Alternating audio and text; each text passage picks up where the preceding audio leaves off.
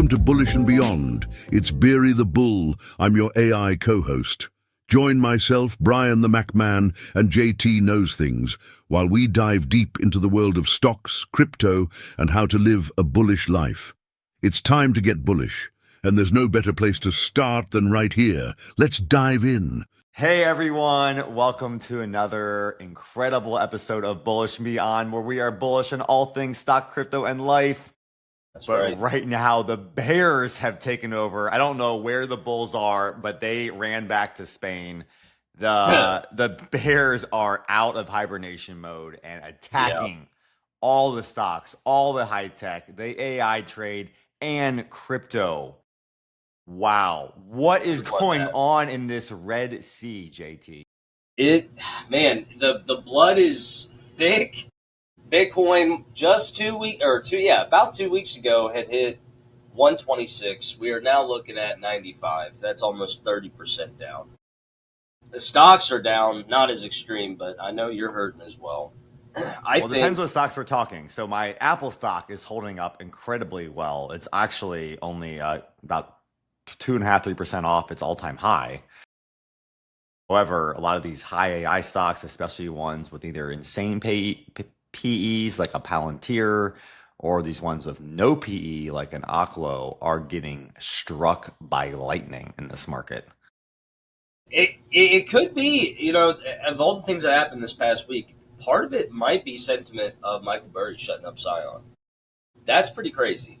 That guy is the ultimate bear.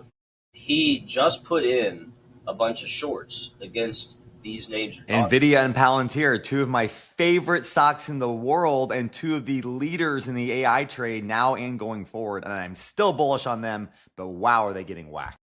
Getting destroyed. And we were just talking before the cast, like those trades, if he would have kept the shop open like a week, like they're worth a lot of money. He just filed. I'm sure he's still managing the capital and he's doing well, but I was kind of wondering about that. So he shut down the capital company, but doesn't mean he unwound his trades or anything. He could have, most of that money could be his money. Well, in PPMs, which is what every LP signed when they joined Scion, right? He's going to have an unwinding protocol in there, and nowhere will it be you have 5 days to redeem or you're effed. Like, that's just not possible. Yeah, some guy's out on vacation. Right. You can't lose $10 million because you were, out in your boat. Exactly. So I would say like a quarter. Like he probably has 90 days to unwind everything and make sure all the redemptions are squared away so all the LPs get exactly what they're owed. So all he did was file with the SEC, hey, I don't want to, run this. He unfiled his filing? Basically. Yeah, he's like, hey, I'm no longer going to be a fund manager. This management company is going to close shop, essentially. Now, he made one of the biggest bearish trades, of the year at a pretty crazy time, and currently that week that he made it, it's playing out very well because I have the opposite side of the trade. I have calls on NVIDIA and Palantir, and they are tanking. And they're, I still have a few months left on them, so it's not the end of the road. But the fact that he makes the right call onto the wrong side and then, does really well for a few days and closes shop, it almost seems like he'd be gloating. You would think. I think he sees no different than '08. He looks for, it's actually kind of beautiful, guys like him. If you watch The Big Short, they do not trust the system. I'm one of those people. And then they go and look for systematic flaws that guarantee an outcome. The problem with that strategy is that system is very difficult to break. I mean, he went in on the housing market shorting it in 2006. So, I mean, he was 2 years early. He almost went bankrupt just holding those positions. Yeah. And his returns were insane. People might not know you have to pay to borrow shares. So when people think it's like, just a free short, no. I mean, you can be paying 5 to 10% a month sometimes to borrow shares in these, highly lucrative short opportunities.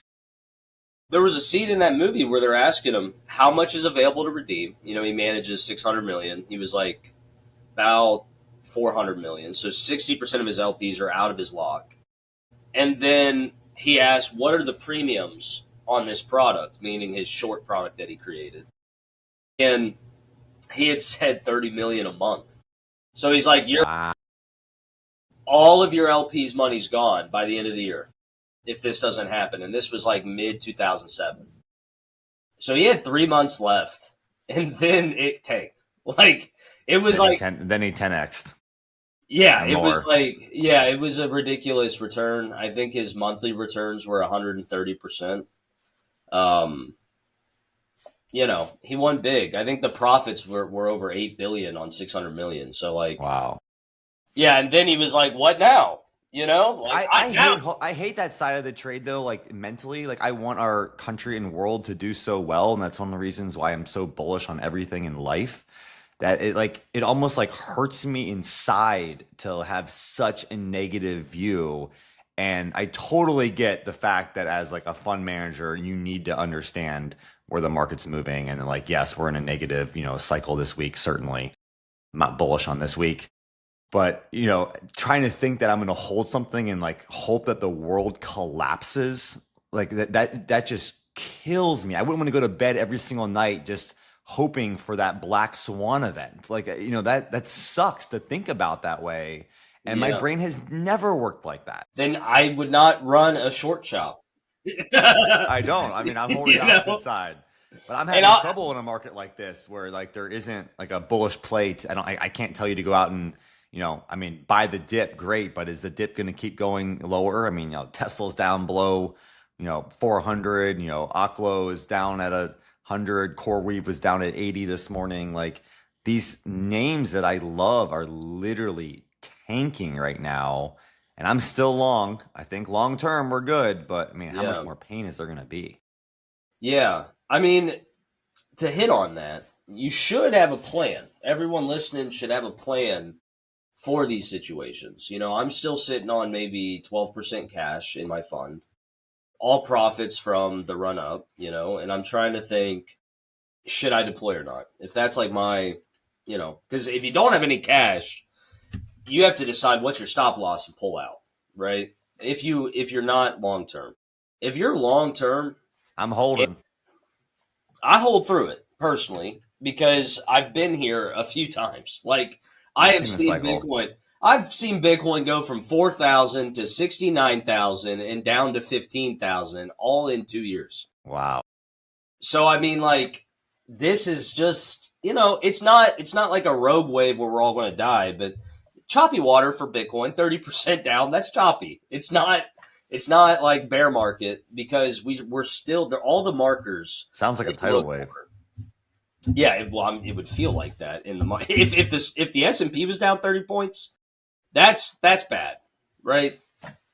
Crypto, that's well. I'm glad I stick with some of these, high quality names. I think right now we're seeing a little bit of divergence in the equity markets. That super high quality names, like an Apple or a Microsoft, they're not getting whacked to the tune of 5 to 10% a day. But the names that do have these high PEs and are unprofitable, I mean, literally are losing 5 to 10% a day right now. Yeah. Honestly, maybe it is Michael Burry stirring up the market. That could absolutely be it because him saying that there's a systematic problem with how all these AI companies are doing their reporting on their earnings. He made a claim that is why he shorted them. He's like, these earnings are not real. They're doing funny money booking. That's what he thinks. And interesting. If you go to Reddit and you go to like the roaring kitty side of the market, right? Sentiment does matter in retail. They believe that it is the same 500 billion being shuffled across all the companies, and they're all just sharing those numbers as well. Like if you go look at the contracts, how that money actually gets split up, it's really all of them trading the money together. And they all met at Trump's building. They're all totally okay to cooperate now, right? It's a very weird time. So like retail has this conspiracy. I mean, I know what you're talking about. I've seen the loops of, how NVIDIA's money gets deployed and how it comes back. through these different partnerships. So that's definitely real. At the same time, Yeah. I want to recognize that's a worldwide phenomenon. If you think about how the entire world holds and trades debt, the U.S. is selling their treasuries, and Americans actually hold most of the treasury debt. I think the debt's right around 36 trillion or something like that. Yep. And I think 26 trillion is something in the Americans hold. China has about $1 billion of treasury debt. Japan has about $1 billion of treasury debt. Some of those other big names do, and then split across, Trillion. trillion with a T. Yes, trillions of debt. Yeah. But at the same time, we buy the Japanese debt. We're buying these other countries' debt. So it's like it's literally just changing hands. So the same thing I'm seeing in the market, it's been happening with the world for a long time.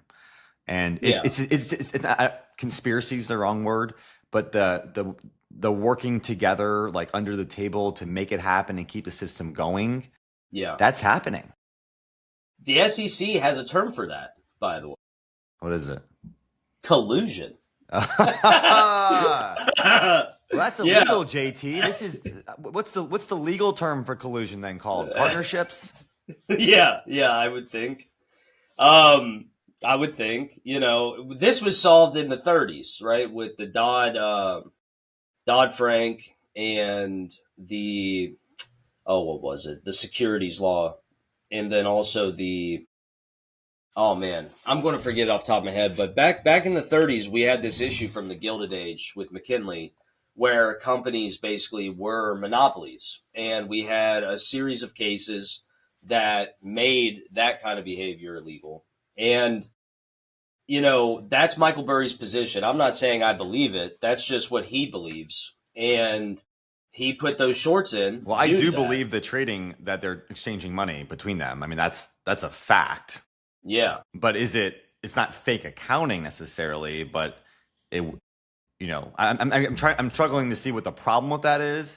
If they keep trading money, one company makes the chips, sells them, some other company makes money off that, some other company, rents the space and makes money on the AI trade. It seems like they all in theory could make money by trading money. That's what us, citizens of the country do as well. Yeah. Like I make money, I trade it to get food. That person uses that money that I paid for my food to go pay for their food. I mean, it's like... Right. Yeah.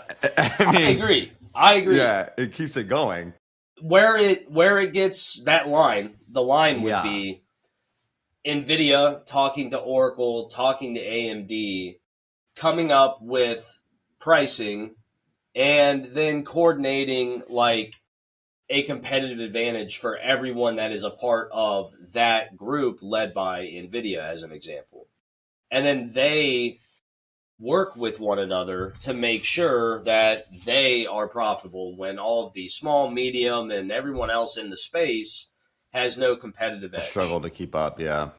That when there's a monopolistic perspective applied, and if they're making those decisions and they are colluding, there is a difference between collusion and a capitalistic society, where it's kind of like you could think of like, I don't know, someone that's only doing 500 million or $1 billion trying to knock on the door like, hey, I have this going on. And they're just like, well, we set the price to this amongst ourselves. Can you afford this? Well, too bad. Like, you're not going to get any market access because I have cornered it. I control it. And NVIDIA, you could easily see that they've cornered the market. That's the first kind of like 90% of the high-end AI chip market. Yeah, that's what makes all the SEC people zoom in. That's what makes everyone zoom in. And but it's not their fault. They were just early to it. I mean, if you'd bet on NVIDIA a decade ago, you'd be up 10,000%. Yeah, I totally agree. Yeah, I totally agree. I'm not saying I believe it. It's just that's Michael Burry's perspective. He put a short in. He's doing well right now, but what I think he's frustrated with, and you guys have heard this frustration, the market indicators like macro is not always great. Right now, we're doing quantitative easing when markets are at an all-time high. Jobs are going down, right? It's a very weird time. And we have cracks in the office space, right? Commercial-backed mortgage securities, the office buildings. When I started bringing it up, we were at 10%. It is now 13%. So That's it's the delinquency rate. delinquency. And you can be delinquent for a time, but what happens after delinquencies? Eventually, you get foreclosed Foreclosures. on. Right. And those are ticking up now. It's not significant. We went from 40 bips to 60 bips, but that is a 33% increase in foreclosures. And once that hits about 4%, we're talking about '08. I mean, that is a crazy amount of foreclosures. 4% on a $6 trillion industry is tens, hundreds of billions of These dollars. real estate investors got themselves a little overextended on the commercial side. Yeah, yeah. Well, not just them. Who's holding it? The Because banks. the operators are usually 70, 30, 80, 20 on these deals. So, I mean, it's really the banks. And then when you go to the banking sector, which I talk about a lot, you go to the So FDIC who's going to scoop website. those up from the banks is the question, because it's almost like, what's the force that's going to, take over that? Someone's going to make a ton of money buying that cheap paper. Unfortunately, very unfortunately, we've seen this story for hundreds of years. What happens? The banks consolidate.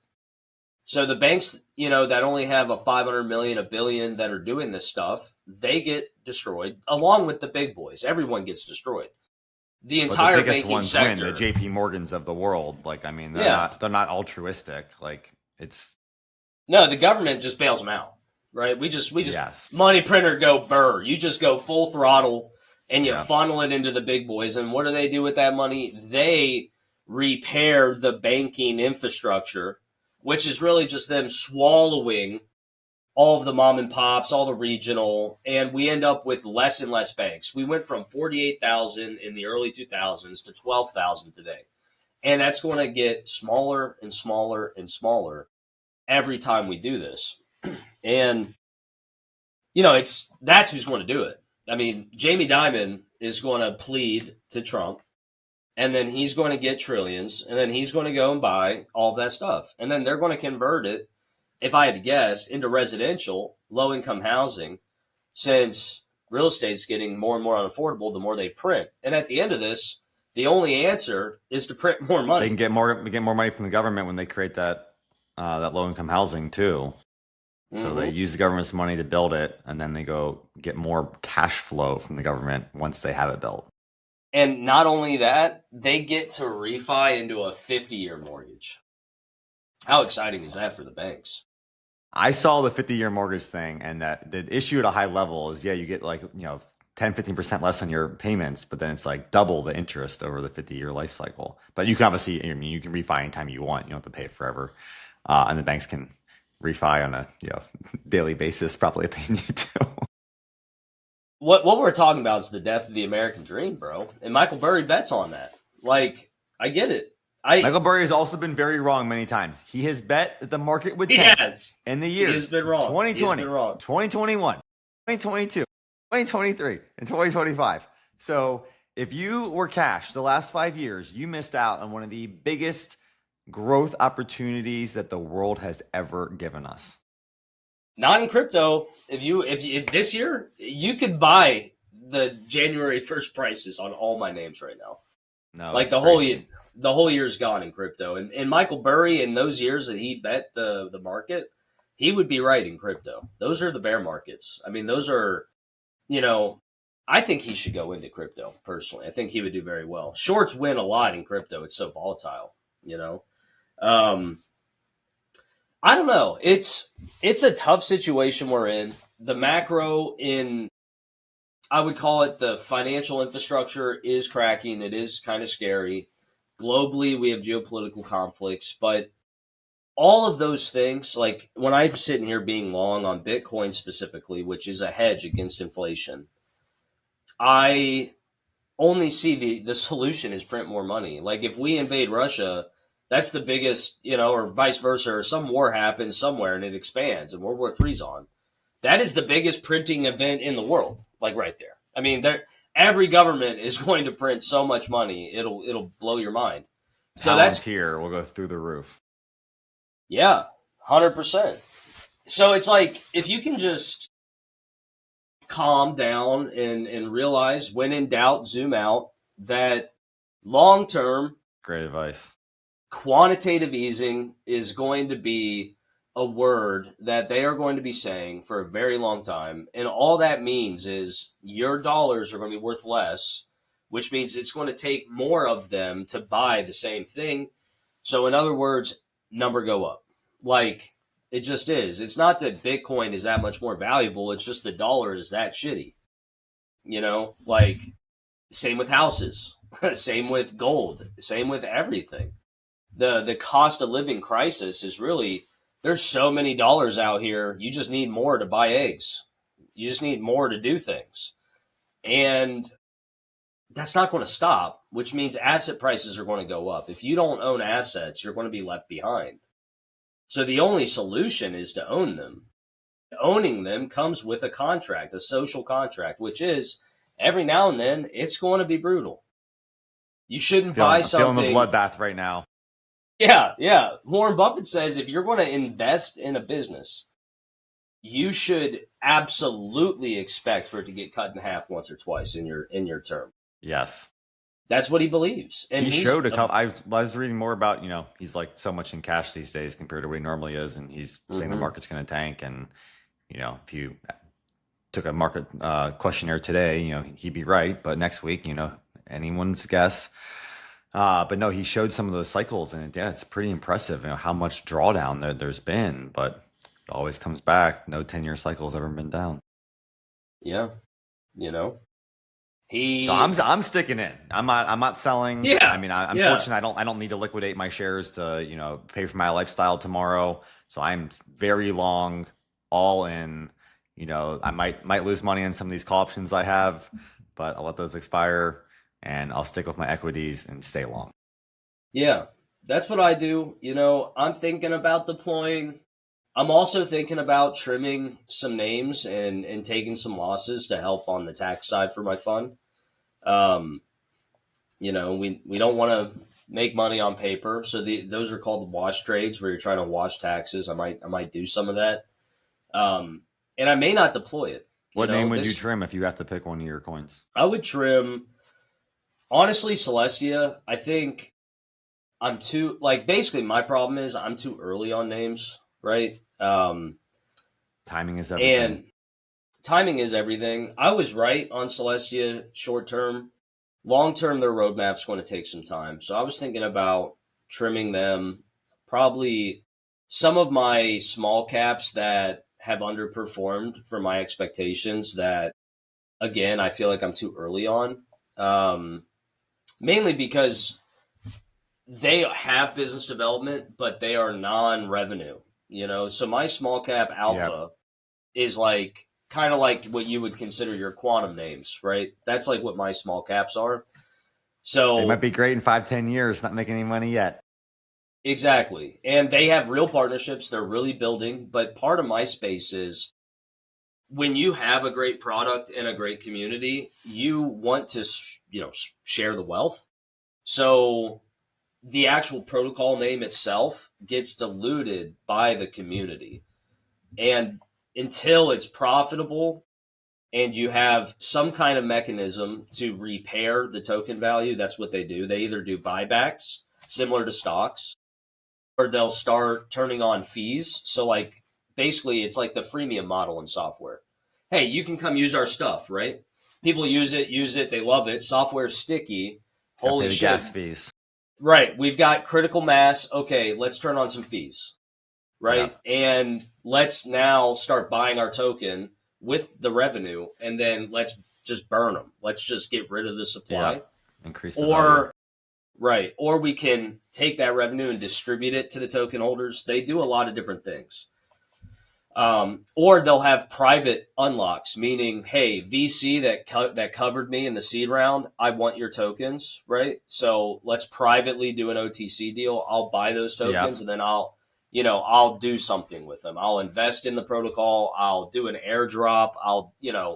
There's tons of ways for these companies to go from 500 million to 2 billion and then to 20 billion. And there's a phase. So you've identified them early, and it's trying to find that sweet spot. I mean, you can deploy that capital somewhere else for, 2-3 years and come back to the name when it's ready to go off to the next level.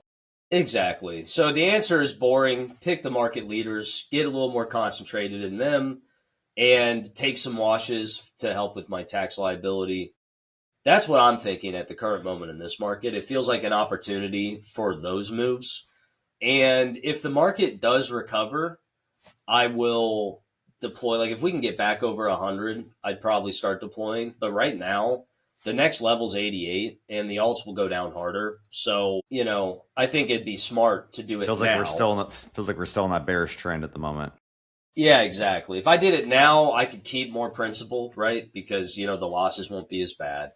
Yeah. And then if it recovers, I can deploy at marginally the same price I exited out of, right? So it feels like a safe move at the moment if I wanted those names. But when the tail end of the market is there and a lot of the growth is going to happen in those smaller mid caps, like when you're going to see crazy alpha in those things, Yep. you don't need a lot of them. Like in crypto, you could see a 10, 20, 30x in that period of time.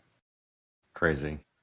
It is. Yeah, it is. I mean, we've had a few of those. Hype did over 4,000% in 90 days. Wow. There's been some names. I've seen some of those moonshot stocks too. I mean, yeah. Open Door, their AI company. I mean, was up a couple 1,000% this year or something like that. Yeah. But these are the names that are going to IPOs. fall harder than almost anything else at the moment. Yeah. As long as they don't fall back to their opening price or what you bought it for, you'll be all right. Like, I'm not worried about Bitcoin A lot at of all. these, speaking of that, a lot of these IPOs that I just got a few shares of from Robinhood, Yeah. a lot of them have fallen back to their IPO prices. I mean, I might still be up on them a little bit, but they're not up compared to what their first day of trading was. That sounds They've like gotten opportunity. slammed. Yeah, that sounds like opportunity. I mean, one of them is called Bullish, that trading platform. So literally, Bullish is down below what it traded at on its first day. I've never understood that one. I understand Circle. Now that I still am bearish long term on Circle because there's going to be thousands of stablecoins, but they did release an SDK which would allow people to basically have a stablecoin as a service. So like USDC is the token, but you can rebrand it, right? Interesting. And then there's rev share on the yield and things like that. So they're coming up with like a subscription model almost for bankers, which is interesting. That might be the their pivot. earnings report was good too, but their stock not so hot. Well, see, if they can get revenue outside of Coinbase, they could be a monster. And Jeremy Allaire deciding to do a subscription service, essentially. That does sound pretty cool.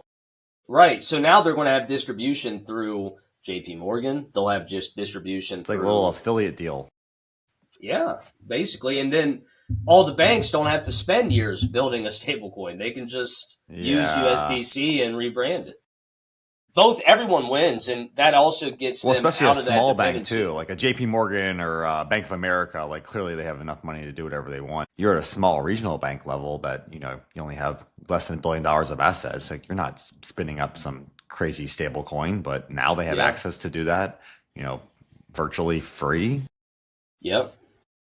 Yeah, I mean, it's only going to be, hey, we'll give you, I mean, if they're aggressive, we'll give you 25% of the yield. Yeah. So Circle gets 75%. They front all the development costs. That way the bank can just turn it on, and then they get a free 75% on that treasury. Seems like a no-brainer. And a no-brainer for the bank. I like that play. No, it's a win-win. It's a win-win because these banks, as soon as we go over to blockchain infrastructure, which we're going to do, people, the banks need the dollars to be on chain. They'll need that. So are other companies offering that same play? Like is PayPal offering it with their coin, or any of these other kind of like household names that I wonder? Not household names. Okay. They stole it. They stole it from my favorite, Athena. They stole that method. The Athena, that was one of the things that... Is Athena the girlfriend of Ethereum? No. It is on Ethereum, but not the girlfriend. It is that idea, though. Like Athena, basically, they make stablecoin infrastructure, and then they partner with protocols to have their own unique stablecoin. Okay. So, like, Hype has its own stablecoin that is running with Athena, as an example. Interesting. So, it's just a smart play. I mean, software as a service has always been a smart play. And stablecoins as a service is just software.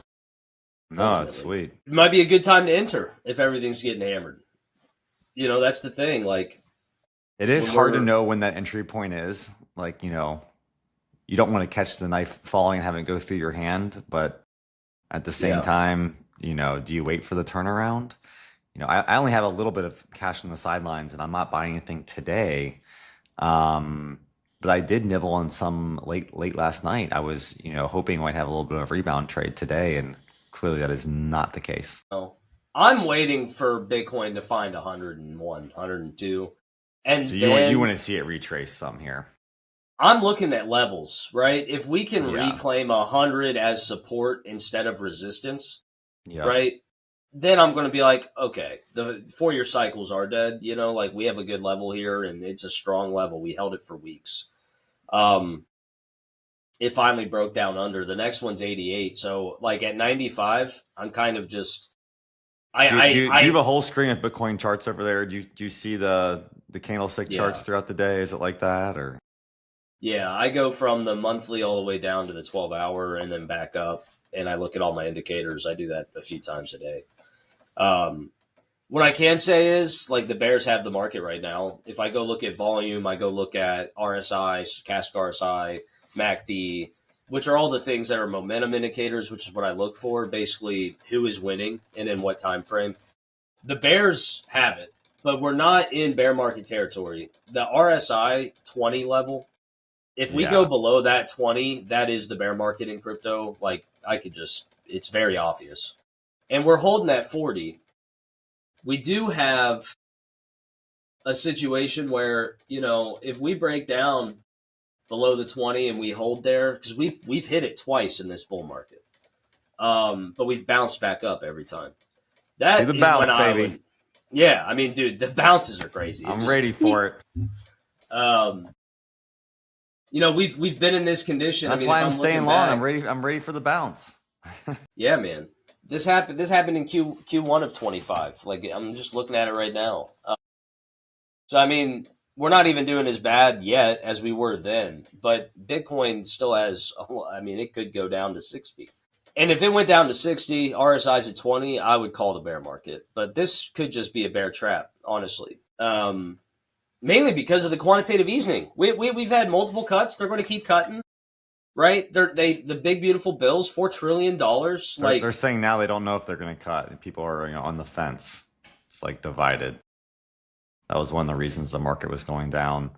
I mean, I'm a little bit shocked at the timing of the downturn. Just with I thought that the stocks would have gone down more during the government shutdown, and then probably more up after it came back online.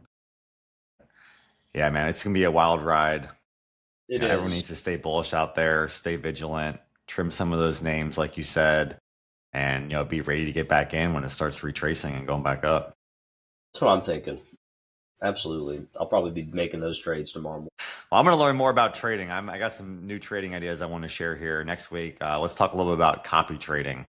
People can look into that ahead of time, see how they can copy some of the best traders out there. I'm excited for that. On next week. It'll be great. All right. Fun stuff, everyone. We'll have a great week ahead. Thanks for tuning in for another episode of Bullish Beyond with Brian the Mac Man. JT knows things. Let's get it. Cheers, everyone. Bye-bye. See ya. Bulls. That's a wrap on today's episode of Bullish and Beyond. Remember, the market never sleeps and neither should your ambitions. Whether it's stocks, crypto, or just leveling up in life, stay focused, stay bullish, and keep charging forward. Keep your energy high and your mindset bullish. This is Burry the Bull, your AI co-host, Brian the Mac Man, and JT Knows Things signing off. All content published by Bullish and Beyond, LLC reflects personal opinions only and is provided for informational purposes. Please conduct your own research and discuss with your accountant and/or financial advisor before making any financial decisions. The information presented should not be taken as financial advice. We are not financial advisors. Nothing you hear, see, or read in our content should be considered as any form of financial, investment, or legal advice, or a solicitation to buy or sell any assets, or to make any financial decisions.